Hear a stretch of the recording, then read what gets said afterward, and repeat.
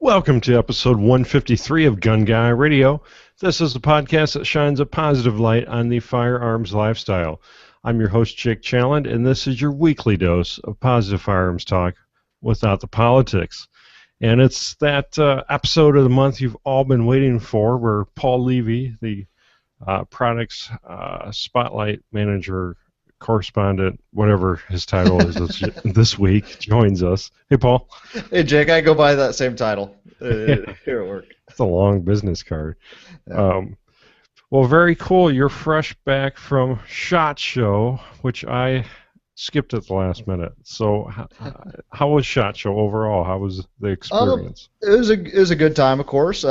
Pretty busy on our end.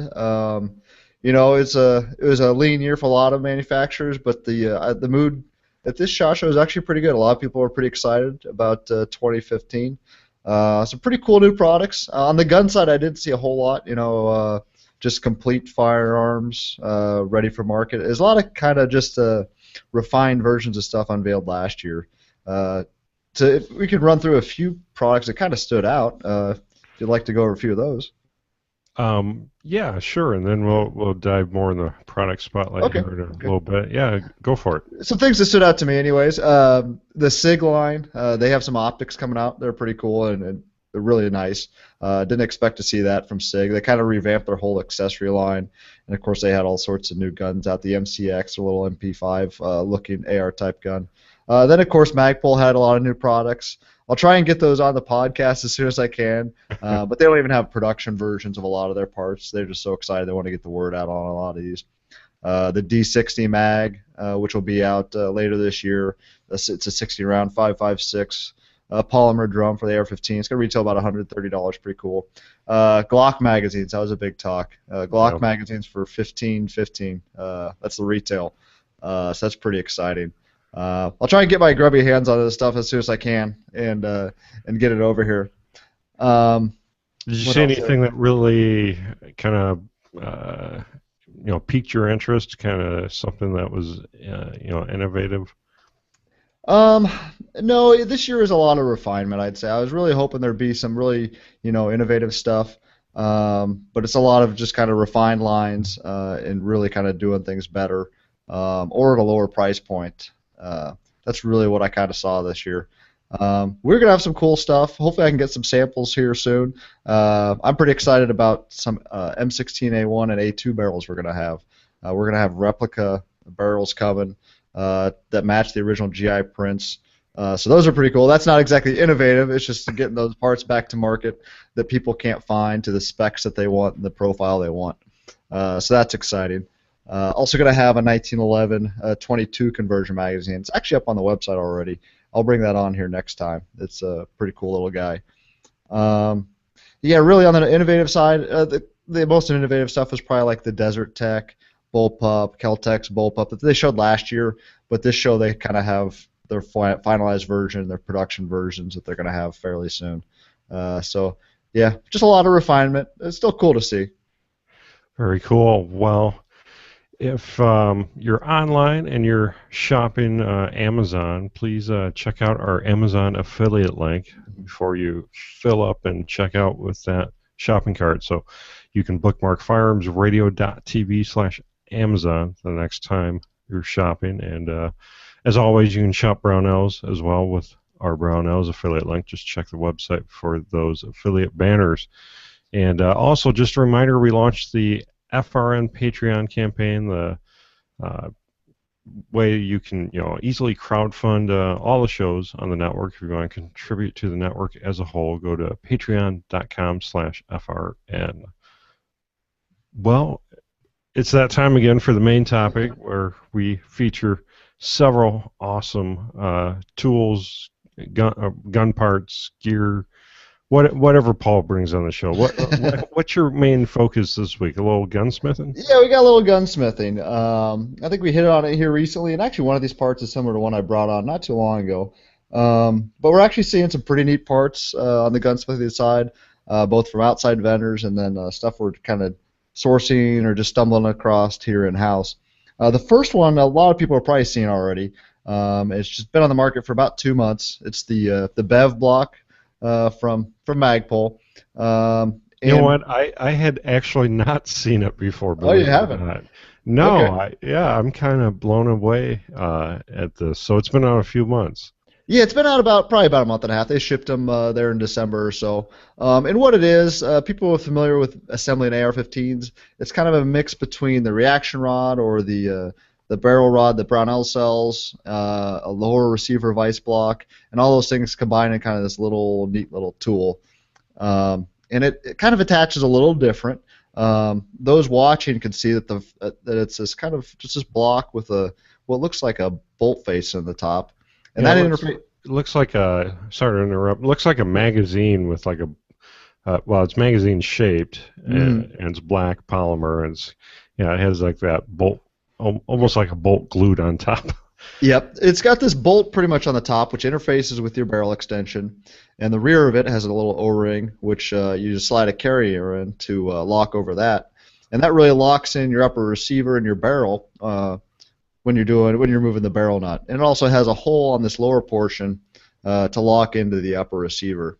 So it's kind of a different take on removing barrels or putting on barrels onto upper receivers.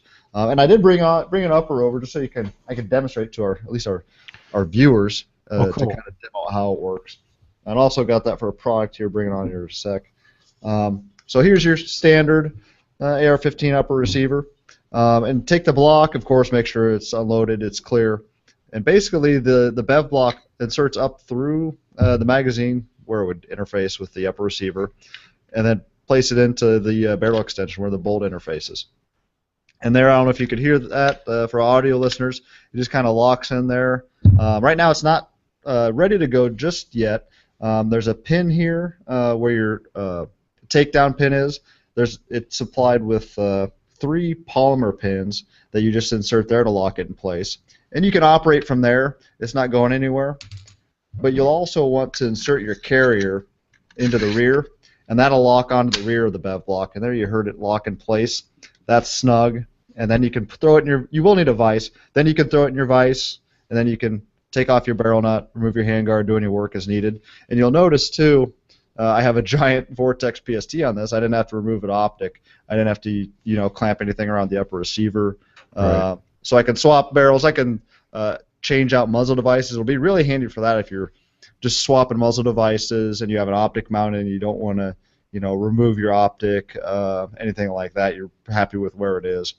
So it's pretty handy in that regard. Yeah, I would have never thought that you could take the vice block for an AR to the next level, but Magpul seems like they have here.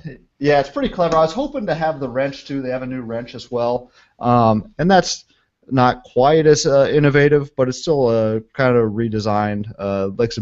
Makes a bit more efficient use of the space on the wrench. But the bev block, the construction, it's pretty dense. It's dense polymer on the bottom portion that you clamp into the block, and then it's actually a steel shank on this top portion. This top lug interface that interfaces with your extension is steel, and then it extends down below. That's one block of steel in there. Really? Okay. Yep. So that's not torque. All that torque that's being applied is being applied on that extension face that's steel, and then it's channeled down to the polymer block. The polymer block is really just holding it in the vise and kind of keeping everything in place. Really, the torque or any forces isn't being applied to that polymer. Very cool, and it comes in a really good price point right now on Brownells. It's $47.95, so that's good value, I'd say. Yeah, pretty good price point. It's right in there where with other upper blocks are, and some people have personal preference on which tools they're going to use for that. And that price point just allows you to kind of experiment with what's going to work best when you're swapping barrels, swapping muzzle devices, that sort of thing. And you want to make sure this cropped up here is you want to make sure you got your upper solidly locked in place in your barrel, and you're using the proper tools even when you're swapping out a muzzle device, because you don't want to improperly apply torque to that barrel extension pin, or else you can mess things up pretty good. So use the right tools anyways. Yeah, don't want to throw off your headspace in or anything. Yeah. And then next up, we got some cool tools, actually from Brownells. They're these nice big chunks of pretty brass. They are dovetail punches. So we've course carried punches for a long time, and some in alternating sizes. They're usually just cylinders, though, just your standard punch of what you think of a punch. These have the front portion basically cut to the same dovetail dimensions. These are 1911s right here, of a rear and then a front dovetail. So basically you get the maximum amount of surface area applied to that front or rear sight when you're going to remove it or install it. So you get a nice impact, and everything, all that energy is transferred to the site, and it's going to go smoothly in place. You're not bending punches, you're not misaligning it. So it really makes efficient use. And actually for removal, these are pretty handy because it's just so massive. It knocks it out pretty quick. You got a lot of material here. Yeah, that's so smart to have a punch that is the same shape as your sight dovetail. That's pretty Uh, awesome. the other nice thing, of course, since they're brass, they're not going to mar anything. So when you're Mhm. installing that new sight set or on your nice 1911, you're not marring the slide or your new sights. So pretty handy there. Yeah, and they're also, I mean, for considering that they're, brass and everything, they're a good price point, 9.99 and 11.99, or is that a set of both of them for 21.99? It Yep, looks like. you can get a set too. And this is, yeah, it's a big chunk of brass. It's basically half of a magic marker or so of brass. That's Uh, pretty awesome. of course, you can use it as a punch for anything else. That's a pretty big surface area, but it really is catered for dovetail installation or removal.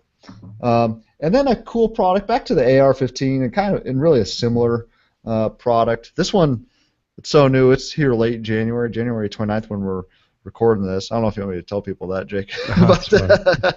But here is the Geisley Super Reaction Rod. This isn't even on our website or theirs. They've announced it, I believe. Um, Hopefully I'm not screwing anything up there. But it's similar to their reaction rod. If you're familiar with that, I brought it on here previously. I like the bev block used for installing AR-15 barrels onto upper receivers and installing the barrel nut. So it looks pretty much the same. It's got the same flats. But on the ejection port side here, you'll notice it's a little bit different. It has these two brass inserts that are meant to take the load off your barrel extension. And the neat thing about this, unlike a lot of AR-15 tools, maybe the upper clamps do as good a job. They probably do. But it's really going to remove any chance that if you have a stuck barrel nut or you're torquing really hard on that barrel nut, something's not quite, you just need that extra, thousandths just to get everything aligned. You're not going to run the risk of damaging that index pin or your upper. What these do is they take the load of that torque and they assign it to that ejection port on your upper receiver. So it's got a little brass insert here that you remove before installing. Then once it's in your upper, you screw these in, and there's two noted. You install one first or the other first, depending on if you're removing or putting on a barrel nut. And that allows the force to not only be applied to that barrel extension, but to the ejection port on your upper receiver. So that when you're torquing down 80 foot-pounds, it's not all going to one spot on your upper. It's spread out. You're not damaging anything. Especially handy for armors who are dealing with a lot of factory-installed barrel nuts, which can be put on quite quite tight, or there's some type of thread locker that you weren't aware of. So that allows you to get the barrel nut off without destroying your upper, the barrel, or just pretty much everything. So really a heavy-duty use armorer's tool.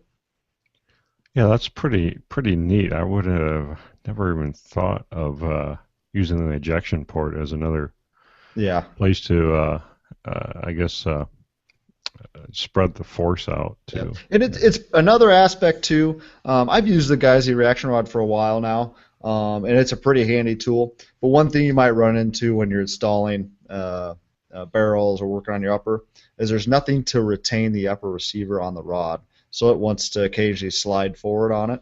The nice thing about these, if you put that in place, that upper's not sliding back and forth. It's not going to slide off and drop on your shop floor or anything if, say, your reaction rod shifts in the vise.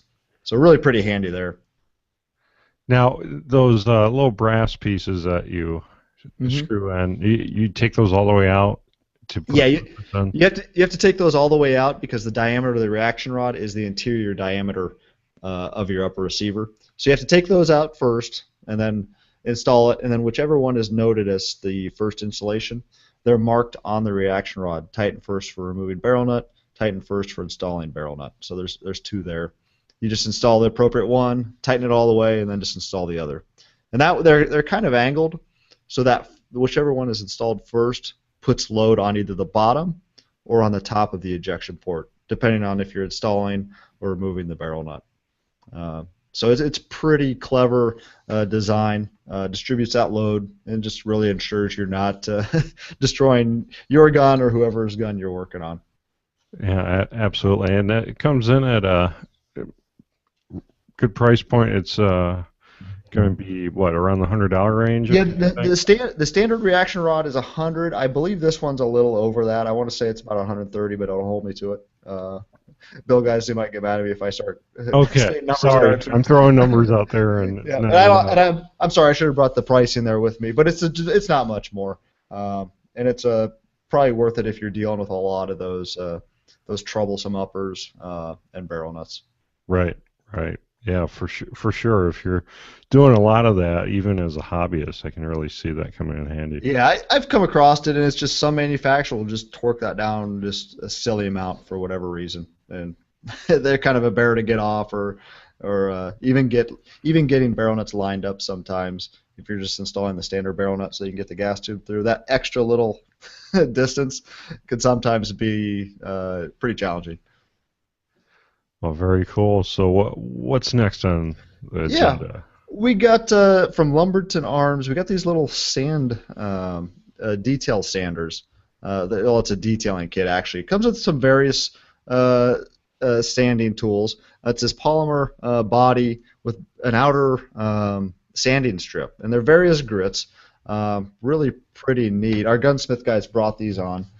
So when you're doing metal prep or really woodworking too, you can get into those little detailed areas. One end is a narrow. It comes to a narrow point, so you can really get into those tight areas that you wouldn't normally be able to get into if you just say had a pad of sandpaper or another strip. This comes to a nice point. You don't have to work up something in the shop. It's a dedicated tool, so you can get into those really tight spaces that you want to get nice and polished up. And the other end is also chamfered too, so you could work using that tool. When you install the strip, it snugs up on its own, so it's nice and tight. You'll see it's not like if you're working, that strip is not going to fall off.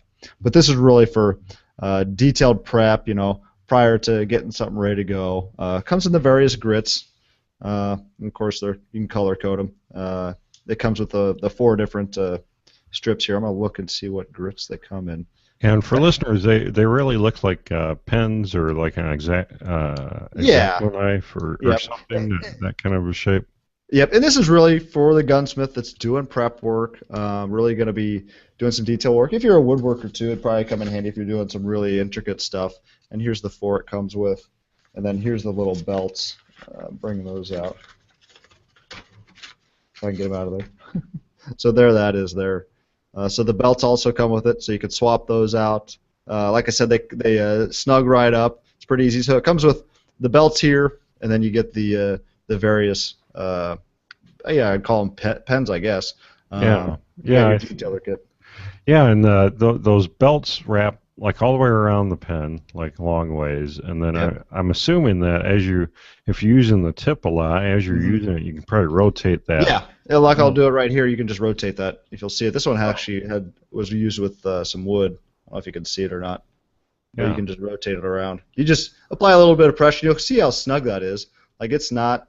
It takes a little bit of pressure to actually get that belt to move. So that's a lot of life in just the one strip. So you'd have to be doing a lot of work to go through all these, in a pretty quick amount of time. And they're meant to be disposable anyways. They're not crazy price point. So it's just another nice little tool for that smith who's, or the hobbyist who's, wants to polish something up, rework something. They're only about $20 for the kit. They go from 80 grit to 600 grit. So that's a pretty good range. Yeah, they get nice and fine there. But and then I have one more item I wanted to talk about. Not really gunsmith, but I had it on my desk, and it's it's so simple and clever. I wanted to bring it over. This is the Mesa Tactical 20 gauge to 12 gauge stock adapter, and it's just this little steel plate here. And I don't think there's anything else on the market. At least I wasn't aware of one. It'll say you have a 20 gauge Remington 870. This will take your stock, you place this at the end of your receiver, and now all of a sudden you can accept any 12 gauge stocks. Which there's of course a ton of different 12 gauge stocks out there on the market. There's hardly any 20 gauge aftermarket stocks.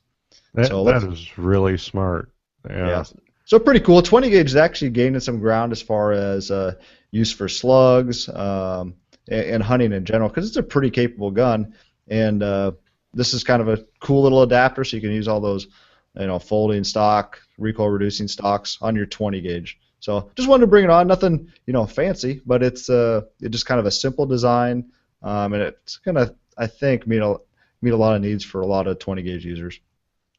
Yeah, it might also come in handy for people who have a custom stock fitted for them. Then it makes it viable on two guns instead of one. Yeah, it's pretty handy. It really makes that 20 gauge. Yeah, it just brings whole new life to a 20 gauge 870, where the market before was okay, you could buy some replacement factory parts. Now you got the whole 12 gauge market. You got the Magpul SGAs. You got all sorts of recoil reducing stocks. It's all sorts of stuff. So pretty cool. It's just this little item, but I wanted to bring it on, make people aware of it. Awesome. Very cool. Yep. Well, you want to talk about SHOT a little more? Yeah, sure. Because you want to talk about the 308 magazines that were you guys planning to have them there, or were they there? Yeah, we did have them at the show. Okay. And unfortunately, we told it, we were saying, yeah, we'll have them out for January. Unfortunately, when we got all the parts in and we did our final testing, it wasn't 100%. So we weren't too happy with that. So we have to change some small things. So we got to turn around and get those fixed. So we're hoping to get those corrected here in the near future. And hopefully everything goes smoothly, and we'll get those out to market here pretty soon. We did have them at the show. We were showing them off. And reception is pretty good to them. It's just we got them in that final batch, and we didn't want to. It pretty much ran great. It's just some small things that we just didn't feel good about, shipping out just yet. And we didn't. We feel pretty bad about, say in January we felt pretty good about it, and then stuff cropped up. So that's not how we like to do things. It's we feel pretty crummy about that, and hopefully we'll get them out here as soon as we can. So was it like the final batch of prototypes, or did you actually have a production run? Yeah, this was an issue with the production run, so we had to go back and fix some things. So yeah, needless to say, we were a little disappointed. So we'll get it corrected. We'll get magazines in hands here as soon as we can. Well, that's really cool that you guys are fixing the issue, not just putting those out on the market. We could have sent them out. It's a minor issue, but it just wouldn't have, it would have made people happy. It would have cropped up. It just wasn't good. So we're getting that corrected. We'll have them out soon. We're pretty excited about them. Like I said last time when I brought them on, the 308 market in general is just pretty exciting. Let's see, there was of course the DPMS Gen 2 at the show. This year they had more models. I did see a few more companies kind of going to that smaller platform 308. You are going to see one from Daniel Defense here pretty soon. They had a magazine article they were handing out. They didn't have the actual guns at the show, but that's coming out soon. That's pretty exciting. It's going to be that kind of smaller, slimmer 308 platform. Not the same internal design as the DPMS. But it of course takes the same pattern magazine, so our magazine will be compatible. But really pretty cool show as far as 308 and alternate calibers go. So why is that? It seems we're seeing that more on the 308 platform, is that manufacturers are not necessarily sticking to a standard, where like on the AR-15 side. Yeah. Well, with the 308, there's probably various reasons. People mainly didn't want to feel like they had to stick to a pattern that is it's been around for a while, the DPMS pattern, and really DPMS isn't necessarily the de facto military use. Really, Knight's Armament those are the guns that were in use, and nobody followed really that pattern outside of say LMT, as far as the lower receiver, the upper receiver. Why DPMS went to that other version, down defense, is that really that receiver is pretty long as originally designed. And what they're doing is they just shorten it up, make it as small as possible, just making those general improvements. Now, things that are compatible are the AR-15. The triggers are compatible across the board. Magazines, a few like takedown pins, that sort of thing. What's going to be tough for us in the parts market is things like barrels and bolts aren't going to be interchangeable. We're going to do our best to support all the guns we can, but now that we kind of get into this, diversified 308 platform, it's going to make things a bit more interesting. And consumers are going to have to pay a lot more attention as far as what parts are going to fit their gun. They're going to have to be a lot more brand specific than say they are with AR-15. They can buy pretty much anyone's brand and make it work. I think the good thing though with the 308 stuff, it's all these different manufacturers coming in. It is going to make things more competitive price-wise, so that's exciting. You can get into a 308 for a lot cheaper, where before it was $1,500, $2,000. There'll of course still be all those models, but I think you're really going to start to see that sub $1,000 308 kind of take hold and kind of stick around there, which makes it a lot more appealing. Of course, the ammo's not as cheap, but people aren't using these same way they're using AR-15s. I wonder if one reason that the AR-15 platform is more, more in line, all the companies are pretty much in line with each other, is because when the AR-15 was young, and for really the first decade or so, there was only a handful of companies in the AR-15 marketplace. Sure. Whereas now there's dozens and dozens in that marketplace. So, well, there's also everybody has military prints to look to for the AR-15 or M16, so that really helped things there in the 80s.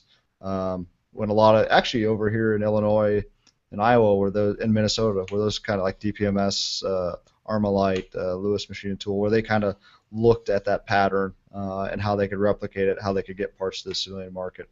And really, if you recall, the early Colt guns, which came to the civilian market, which were really the first on the market, they had different pinhole diameters. They had things done to the carrier to make them completely different. You don't see those parts anymore.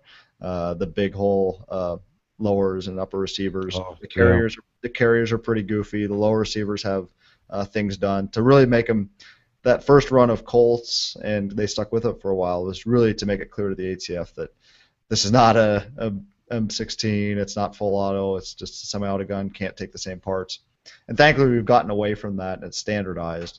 But that was the case with AR-15 early on. It took it a while, probably till around 2000 or so, maybe a little later, maybe around the assault weapon ban expiration, before stuff really standardized and got to where we are today.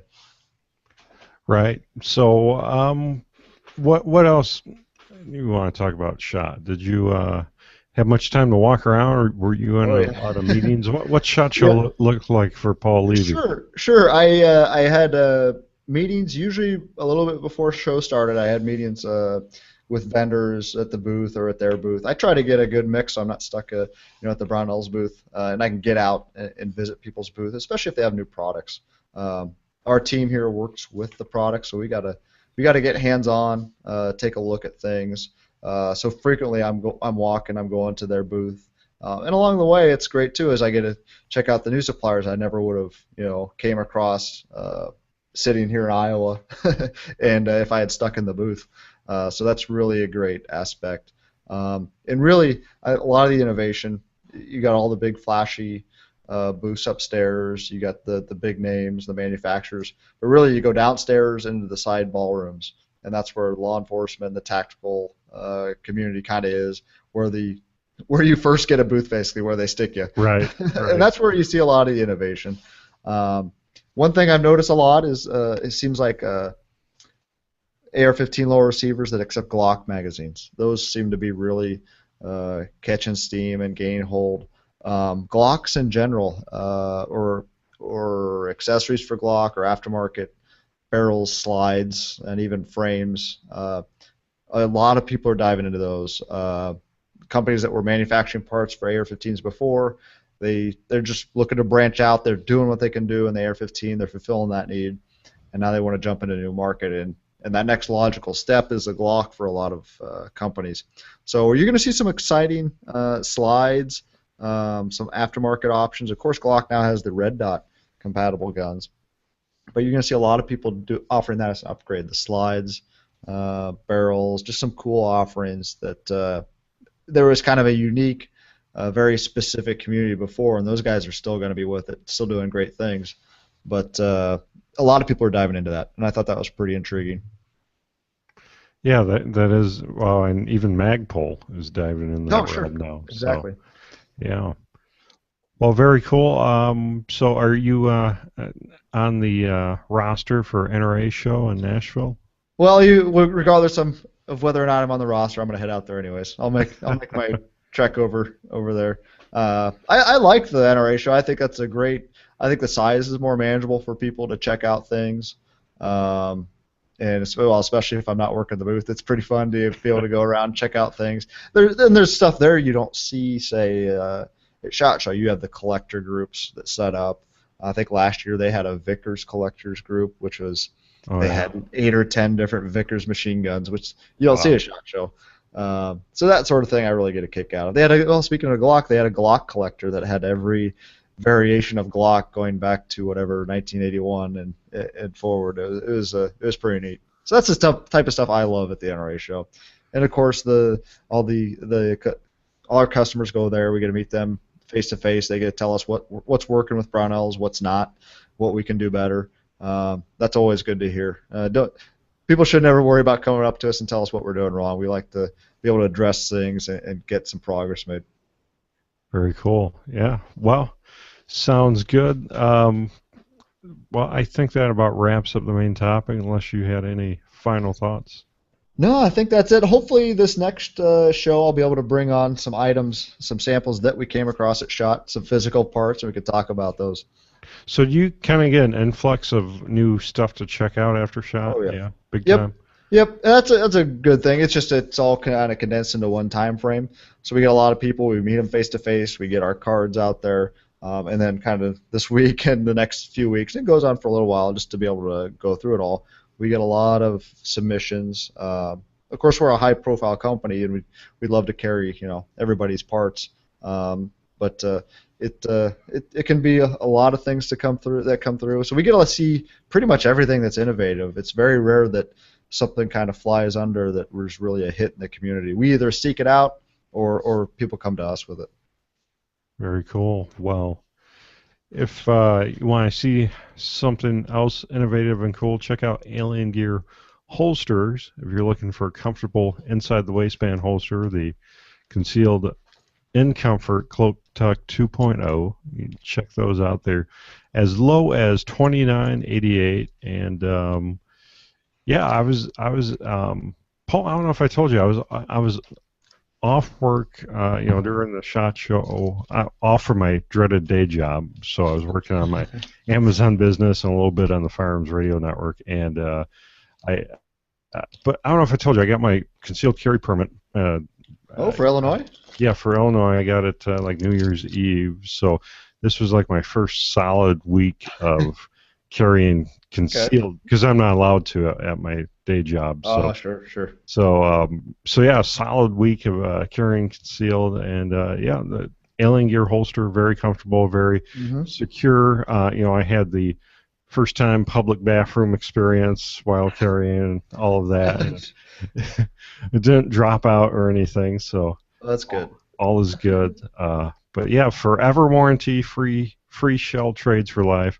AlienGearHolsters.com. And also, what really helped was wearing my Duluth Trading Company long tail flannel shirts to conceal that Springfield XDS, because they, plenty of length to the Duluth Trading Company, whether it's their T-shirts or flannels like I wear, or button-up shirts, and then having that inside under the bottom layer shirt as well, having a long tail on that to keep that tucked in, really nice, really comfortable. So if you need anything to help you better conceal your concealed carry handgun, check out Duluth Trading Company, gunguyradio.com/Duluth. And real quick, if you'd like to crowdfund Gun Guy Radio, you can go to patreon.com/gun. And it's an easy way for you to crowdfund the show. You can pledge $1 an episode or $5 an episode. And yeah, it helps bring more free pro-gun podcasting to you every week. And I'd like to thank all of our current patrons and also thank everyone for pledging their support for the network's Patreon at patreon.com/FRN. And LA Police Gear has given some bailout bags for these random battle boxes I'll be sending out to any patron. Once in a while, I'll randomly draw a patron and send out a battle box full of swag and stuff. So you could have a $50 Duluth Trading Company gift card, Duke Cannon Supply, a gift box of big-ass bricks of soap, and gungoddess.com $25 gift cards. And list goes on and on and on. And also Works holsters, $25 gift cards as well. And many more things that are on my shelf over here. Some t-shirts, some hats. So if you're a patron, you can be in the drawing for those random battle boxes. I just sent 2 out. So go to patreon.com/gun or patreon.com/FRN. And also, if you're looking for some awesome graphic design work for your business or hobby, or sticker for your truck, or whatever you need designed, check out Ryan Cross at Hunter of Design. He's designed all the awesome artwork we have here at the Firearms Radio Network.